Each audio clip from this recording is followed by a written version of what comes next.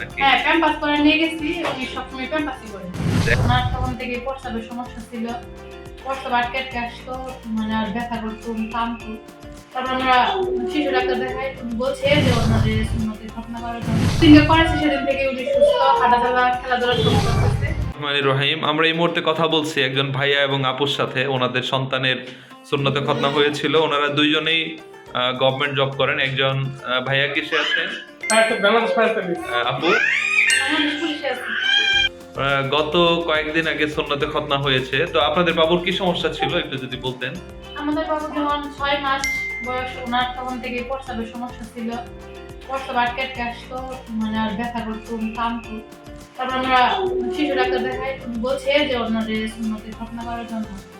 তারপরে ফেসবুকে আপনার ভিডিও দেখা আপনার সাথে কন্ট্যাক্ট করে তারপরে 3 দিন আগে ওনার সুন্নতের খতনা করেছি। যেদিন করেছে সেদিন থেকে উনি সুস্থ, হাঁটাচলা, খেলাধুলা সব করতেছে। মানে এইটা ডিভাইস ধারা করে আমার কাছে খুবই ভালো মনে হয়েছে। আচ্ছা, আপনার বাবু কি মুসলমানের পরে কোনো বিশ্রামের প্রয়োজন হয়েছিল? না না, ওনার কোনো সমস্যাই হয়নি। নিয়ে যাওয়ার পর থেকে উনি মাটিতে নিচে কি নামে কি প্যান্ট পরাই নিয়ে গেছেন নাকি? হ্যাঁ, প্যাম্পাস পরে নিয়ে গেছি। উনি সবসময় প্যাম্পাসই করে। আচ্ছা, এখনো তো প্যান্ট পরা হ্যাঁ, মনে এখনো রয়েছে, তাই প্যাম্পাস না? পরে নিয়ে আসছি। আচ্ছা। মামা ডাকতেছে, মামা মামা মামা। টাটা দাও, টাটা দাও, টাটা দাও, মামা।